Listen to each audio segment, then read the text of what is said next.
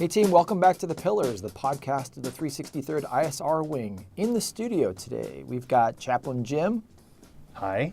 And Chaplain David. Hello. And I'm Dr. Reed, and today we're going to be talking about all things spiritual resilience. And we're going to be talking about a couple of different concepts. Chaplain David is going to give us an introduction, kind of tell us about his sordid career in the Army before coming to the Air Force. And then Jim is going to talk about the spiritual board of directors, a concept that was just introduced to me today. But I thought it worthwhile, being that this is the first time that we're lucky enough to have Chaplain David with us for a podcast, that you would do a little bit of an introduction for us. And I'll set you up. Okay. Because yesterday you and I were having a really interesting conversation out in the parking lot after work.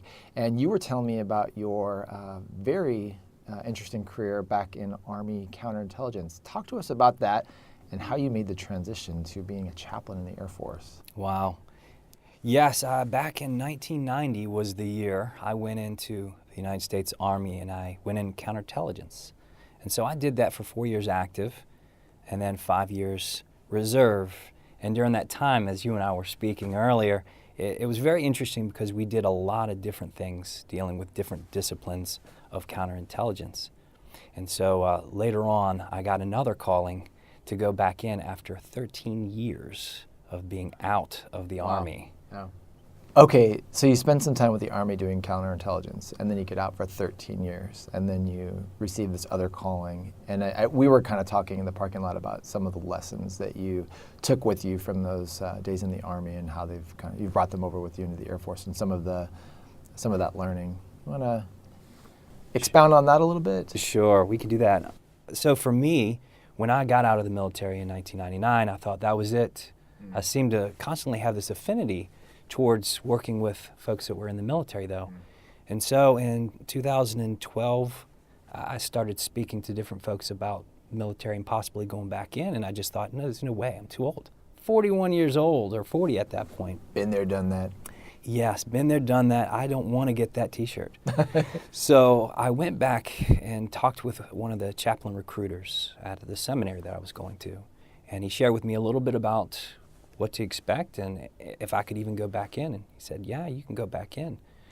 And so I had a struggle with the idea of me going back in there. I've got a bunch of younger folks in the prime of their physical lives, and here I am, 41 years old, going through commissioned officer training with these younger folks. Wow. What was that experience like? That had to be interesting? Interesting, I think, is a fantastic word. Yeah, well, what did you learn, so for someone who'd been in and then got out, and now you're coming back in, eyes wide open, and this is not your first rodeo, so to speak.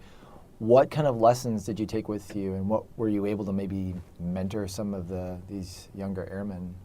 Right. No, that's great. It's one of the things that we talked about is, so I had already been in the Army's basic training. So in my mind, wow, who wants to go through basic training twice? So I had to talk myself into doing that. But as I did, as you just mentioned, there's some things I learned from the basic training. So as I was going through the commissioned officer training, day one, when those guys came down and started to yell and slam doors and all kinds of good stuff, there were folks in the room that began crying, and I was kind of shaking my head going, wow, it's different from the Army, that's for sure. But because I had gone through the training with the Army, it helped me to go, okay, I know what's going on here. This is a process of building you up, tearing you down, then building you up. So there you were. There I was, just surrounded by folks that were having some struggles. Mm-hmm. And so it was helpful, my previous experience, and this is one of the things I've noticed is oftentimes when we go through the difficult struggles, we tend to we don't want to be in it, so we do everything we can to get out of it as soon as possible in any way possible. But the training that I went through with basic training with the Army, it allowed me to look back and go, okay, so this is an opportunity for me to use what I learned previously to help others that are going through this difficult time. Because I remember when I was an 18-year-old wide-eyed guy going into basic training at Fort Leonard Wood, Missouri, I could have used someone to come alongside and say, hey, this is just part of the game. Mm-hmm. Go with it. So, able to reflect back on your experience, and you did have quite a bit of experience at that time, and you knew kind of what your set points were for getting ruffled, and kind of what things you could endure. But you had some pretty helpful early experiences, and you could kind of be that cool cucumber and provide some mentoring and some coaching for folks who are going through that. Provide them with a little bit of perspective. Right. This does end in 5 weeks. Chances are you won't be marching at your next, through the hospital at your next assignment. I think what's neat too is I've always heard life is best lived in reverse. When we look back, things make sense that don't necessarily make sense when you're encountering them initially. That could be a difficulty, a challenge, an obstacle you're going through. But afterwards you look back and say, oh, this is how that event was pivotal in my life. Maybe that directed you in one place or another. But what's great about this experience, and I think for those listening, is it's even better if you're in a challenging experience and it is difficult, but you realize there's a point to this. This is not arbitrary. Even if it's a diagnosis, a challenge, a work obstacle, you can say there's a point to this to develop me into the person I'm supposed to become. I can use this to get very negative and get upset, or I can recognize that this has some building effect in me. And I could see that in you. It was very helpful, the experience that I went through. I wouldn't wish it on anyone, but the fact that I went through it, I was able to draw from it, and not only to help myself, but be able to help others, to, like, as you had mentioned, to be able to go through and say, okay, let me get the proper perspective. I'm not going to go back and get up and do push-ups when I do something wrong, or whatever the case may be. We're glad to have you on the team, by the way. We're glad to have you here with us. Well, thank you. This great opportunity to get you around a table with us talking about spiritual resilience. And speaking of spiritual resilience, what kind of spiritual resilience principles did you learn from that, your experience in the chaplaincy, that you bring to day?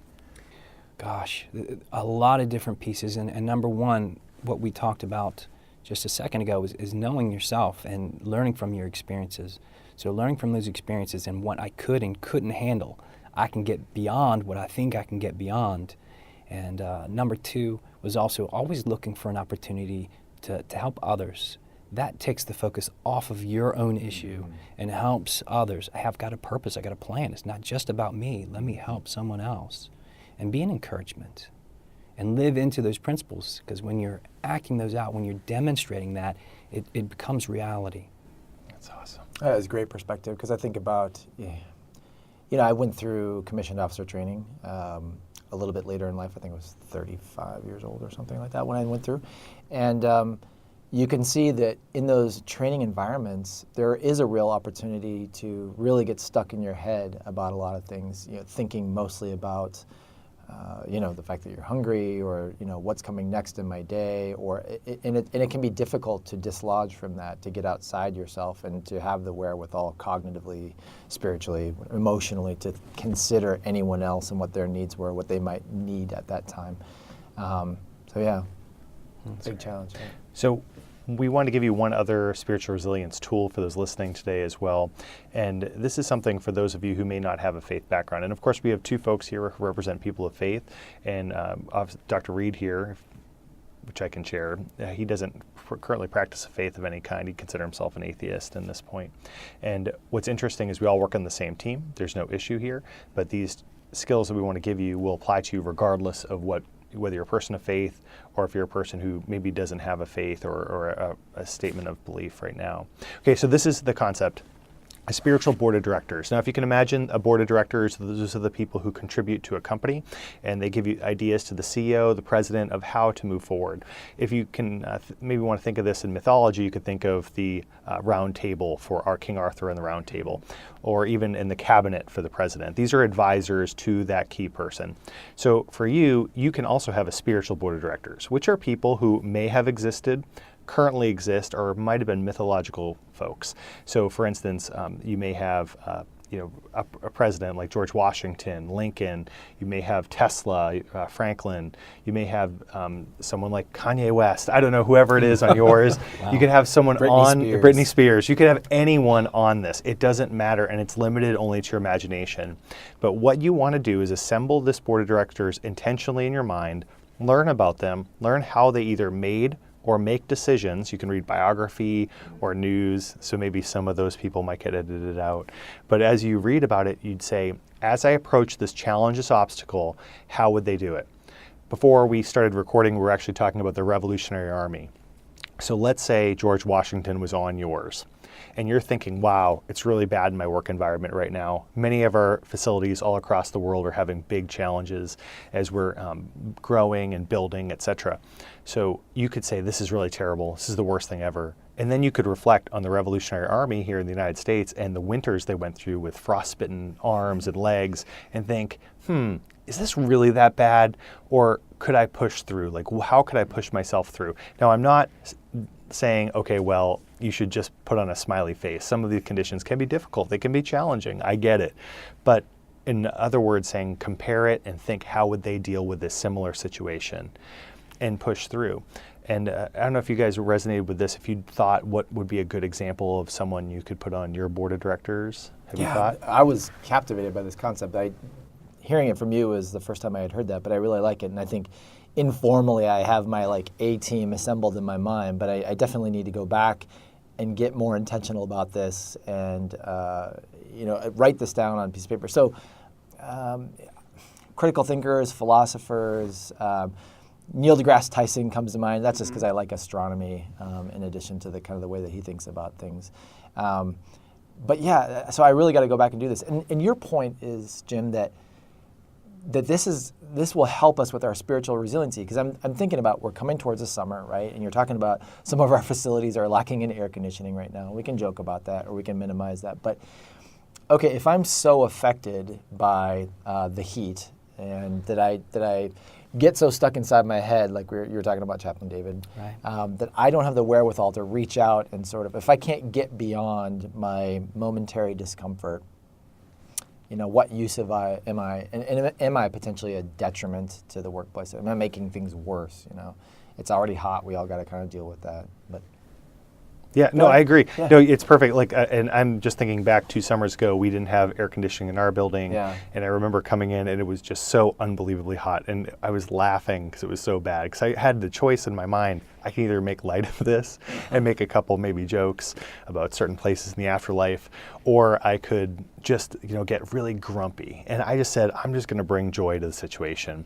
So that's a way I do it. But anybody you put on this board of directors can be a great way to have your values show up. Because sometimes it's not as practical to say, well, my value is family, my value is leadership. Yeah. But if you can think of a person who epitomizes that, maybe it could be a mom, a dad, sister, brother, and it could be anything or anyone, that really helps. I think that definitely someone that I would have on my spiritual board of directors would have to be Mr. Rogers, Fred Rogers. Yes. I don't know if you're a fan, but he's a guy that I grew up watching, and I'm not endorsing the show, but it's a great show. And as a psychologist now, he's obviously a guy who was very in tune with people's feelings, and he was a pretty value-based guy. I really liked the way that he approached people, and just sort of his business was people, essentially, and helping them through a variety of situations, whether it was children dealing with the loss of a dog, a family pet or something like that, or going to go get your first haircut. He would talk people through kind of some of the emotions around that stuff. And it was great for kids, but I come back to his stuff now as an adult, and I see that there's really powerful leadership principles that we can pull from Mr. Rogers. Maybe the substance of a future 5 Minutes to Thrive. And I want to give an example of some folks on a board of directors for mine too. So one of which is George Patton. It's actually the reason I'm a chaplain, was reading his biography at the age of 12. And so I've read multiple biographies of him, everything he's written, and how he would deal with situations. So I would consult him. Another one would be Alexander the Great, one of the most interesting folks you'll ever read about. And when he would conquer an area, he was less interested in conquering and owning the area, but to try to make those people the best they could be. So this 30-year-old is inspiring these war-torn areas to follow him and loved him so greatly because he would conquer them but show them how they could be better and have them follow him. It's quite an inspiring situation. And the third one, which is probably the one I get the most feedback about, is Kanye West. And here's why. When I walk into an area and I walk into a room, it may be the last time I get to walk into a work center because I have 15 locations worldwide. I don't know how often I'll get back to one of our squadrons or detachments. So what happens when I walk in, if Kanye West walked in the room, would everybody know he was in the room?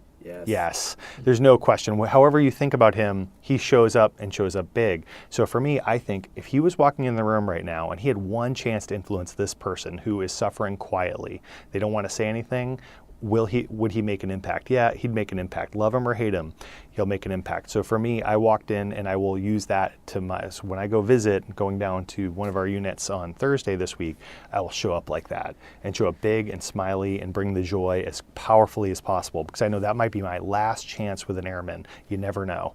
And so I'm going to show as big as I can. They can make fun of me and I'll however they want, but the bottom line is if I can influence them positively, I absolutely will. Awesome.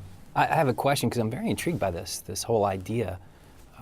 Could you put on that board future self, knowing the values that you have where you want to be later on? I like it. You very well could. Yeah. And that's the thing, it's not limited to anyone or anything. And I don't believe spirituality necessarily is either. So for us, whoever works, it could be your future self, it could be King Arthur, it could be a fictional character as well.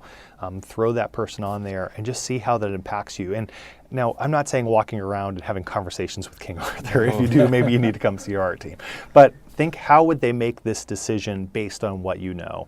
And personally, I believe it inspires you to go read history, biography, all those things, which are nothing but good in most cases. So I just ask you to consider this, see if it works for you.